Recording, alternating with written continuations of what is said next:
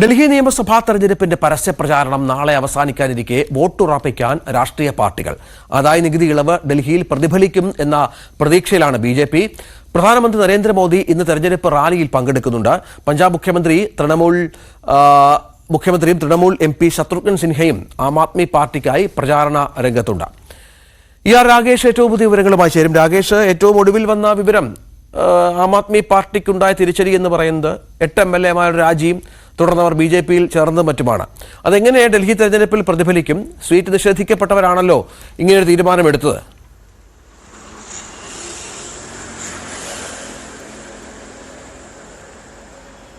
രഞ്ജിത്ത്, ഏതായാലും പരസ്യപ്രചാരണം നാളെ അവസാനിക്കുകയാണ്. ഇന്നിപ്പോൾ ഏതായാലും കേന്ദ്ര ബജറ്റിൽ ഡൽഹിക്ക് പ്രത്യേകിച്ച് മധ്യവർഗം ഏറ്റവും കൂടുതലുള്ള സ്ഥലമാണ് ഡൽഹി. മധ്യവർഗം ശമ്പളക്കാരായ ആളുകളുള്ള സ്ഥലമാണ് ഡൽഹി. അപ്പോൾ അതെങ്ങനെ സ്വാധീനിക്കും, പ്രതിഫലിക്കും എന്നുള്ളതൊക്കെ നിർണായകമാണ്.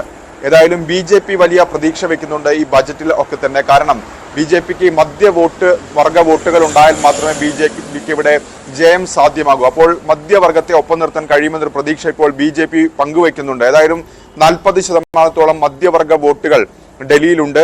പക്ഷേ ആം ആദ്മി പാർട്ടി ഇതിനെ വിമർശിച്ചുകൊണ്ട് ഇപ്പോൾ രംഗത്ത് വന്നിട്ടുണ്ട്. കാരണം നിരാശയായിരുന്നു ബജറ്റ് എന്നാണ് ആം ആദ്മി പാർട്ടി പ്രതികരിച്ചിട്ടുള്ളത്.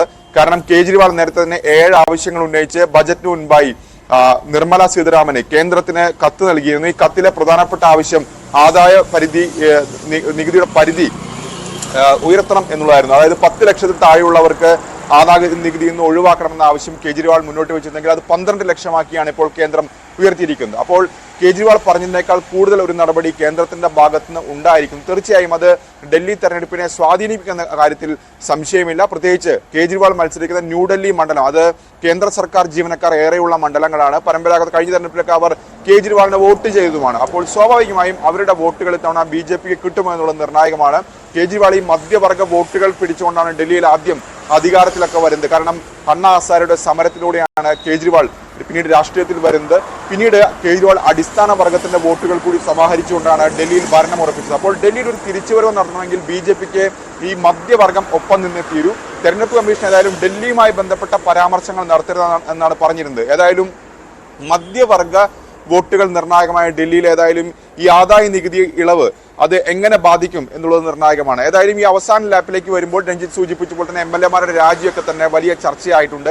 8 MLA-മാരാണ് രാജിവെച്ചത്. അവർ ഏതായാലും സീറ്റ് നിഷേധിക്കപ്പെട്ടവരാണ്. ആം ആദ്മി പാർട്ടി അവരെ തള്ളി പറഞ്ഞിട്ടുണ്ട്. കാരണം ജനങ്ങൾക്കൊട്ടും സ്വീകാര്യമല്ലാത്ത ആളുകളായിരുന്നു. ജനങ്ങൾക്ക് അവരെ സമീപിക്കാൻ കഴിഞ്ഞിരുന്നില്ല. അതുകൊണ്ട് കൂടി കണക്കെടുത്താണ്, സർവേയുടെ അടിസ്ഥാനത്തിലാണ് അവരെ ഒഴിവാക്കിയത് എന്നാണ് ആം ആദ്മി പാർട്ടി പറഞ്ഞത്. പക്ഷേ അവർ BJP ഏതായാലും ചേർന്നിരിക്കുന്നു. സ്വാഭാവികമായും ഇത് വോട്ടർമാർക്കിടയിൽ ഒരു ആശയക്കുഴപ്പം ഉണ്ടാക്കുമെന്ന കാര്യത്തിൽ സംശയമില്ല. ഏതായാലും പ്രചാരണം അവസാന ലാപ്പിലേക്ക് എത്തുമ്പോൾ ഡൽഹിയിൽ പോരാട്ടം കടുക്കുകയാണ്. നരേന്ദ്രമോദി ഇന്ന് പ്രചാരണ രംഗത്തുണ്ട്. കഴിഞ്ഞ ദിവസം 2 റാലികളിൽ അദ്ദേഹം പങ്കെടുത്തിരുന്നു. 29-ാം തീയതി 31-ാം തീയതി ഇന്നും റാലിയിൽ പങ്കെടുക്കുന്നുണ്ട്. ഏതായാലും വലിയ വിമർശനങ്ങൾ കഴിഞ്ഞ ദിവസം കേജ്രിവാളിനെതിരെ അദ്ദേഹം നടത്തിയിരുന്നു. പ്രത്യേകിച്ച് യമുന അടക്കമുള്ള വിഷയങ്ങളായിരുന്നു ഉന്നയിച്ചിരുന്നത്. അപ്പോൾ ഇന്ന് എന്തു പറയും എന്നുള്ളത് നിർണായകമാണ്. ഒപ്പം പഞ്ചാബി വോട്ടർമാർ ഡൽഹിയിൽ നിർണായകമാണ്. പഞ്ചാബ് ക്യാബിനറ്റ് ഒന്നടങ്കം ഡൽഹിയിൽ ക്യാമ്പ് ചെയ്താണ് പ്രവർത്തിക്കുന്നത്.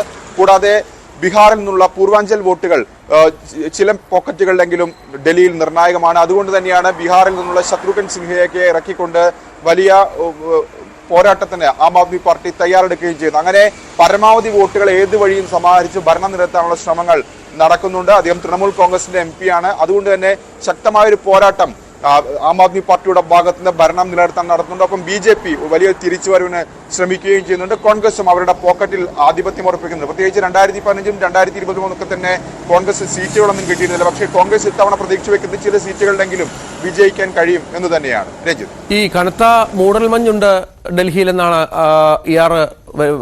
ലഭിക്കുന്ന വിവരങ്ങൾ. റോഡ്, റെയിൽ, വിമാന ഗതാഗതത്തെ മഞ്ഞ് കാര്യമായി ബാധിച്ചിട്ടുണ്ട് എന്നാണ് മനസ്സിലാകുന്നത്. തണുപ്പ് ശക്തമാകുന്ന പശ്ചാത്തലമുണ്ടോ?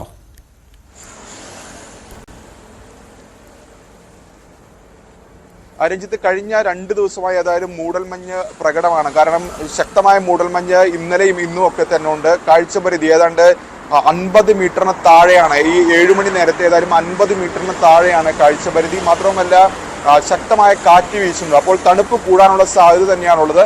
കാലാവസ്ഥ നിരീക്ഷണ കേന്ദ്രവും ആ സൂചന തന്നെ നൽകിയിട്ടുണ്ട്. കാരണം തണുപ്പ് ഉണ്ടാകാനുള്ള സാധ്യതയുണ്ട്. പ്രത്യേകിച്ച് കറുത്ത മൂടൽമഞ്ഞുണ്ട്. ഇന്നും ഇന്നലെ തന്നെ അത്തരമൊരു മുന്നറിയിപ്പ് നൽകിയിരുന്നു. അടുത്ത 2 ദിവസങ്ങളിലും ഈ ഒരു സാഹചര്യം തുടരും എന്ന് കാലാവസ്ഥ നിരീക്ഷണ കേന്ദ്രം അറിയിക്കുകയും ചെയ്തിട്ടുണ്ട്. യെല്ലോ അലർട്ട് ഡൽഹിയിൽ നൽകുകയും ചെയ്തിട്ടുണ്ട്. മാത്രവുമല്ല വായു ഗുണനിലവാര സൂചികയും വളരെ മോശമായി തന്നെ തുടരുകയാണ്. ഏതാണ്ട് പലയിടത്തും വളരെ മോശം എന്നാണ് ഇപ്പോൾ രേഖപ്പെടുത്തുകയും ചെയ്തിട്ടുള്ളത്. അത്തരമൊരു സാഹചര്യമാണ് ഏതായാലും നിലവിൽ ഡൽഹിയിലുള്ളത്. പക്ഷേ ഡൽഹി അന്താരാഷ്ട്ര വിമാനത്താവളത്തിന്റെ അറിയിപ്പ് ഇപ്പോൾ വന്നിട്ടുള്ളത് മൂടൽമഞ്ഞും ഉണ്ട്. പക്ഷേ നിലവിൽ വിമാനത്താവളത്തിന്റെ പ്രവർത്തനത്തെ ഫ്ലൈറ്റുകൾ വൈകുകയൊന്നും ചെയ്തിട്ടില്ല എന്നൊരു അറിയിപ്പ് ഇപ്പോൾ വിമാനത്താവള അധികൃതരുടെ ഭാഗത്തു നിന്ന് ഉണ്ടായിട്ടുണ്ട്. പക്ഷേ റെയിൽവേയുടെ കാര്യത്തിലേക്ക് വരുമ്പോൾ ചില ട്രെയിനുകളെങ്കിലും വൈകിയാണ് ഇപ്പോൾ സർവീസ് നടത്തുന്നത്. അതാണ് ഡൽഹിയിലെ സാഹചര്യം. തെരഞ്ഞെടുപ്പിന്റെ വലിയ ഒരു ഒരുക്കമുണ്ട് അവിടെ. ഒപ്പമാണ് ഈ മൂടൽമഞ്ഞ് ഡൽഹി തെരഞ്ഞെടുപ്പ് ഡൽഹിയെ കാര്യമായി തന്നെ ബാധിക്കുന്ന പശ്ചാത്തലമുണ്ടാകുന്നത്. രാഗേഷാണ് വിവരങ്ങൾ പങ്കുവച്ചത്. വളരെ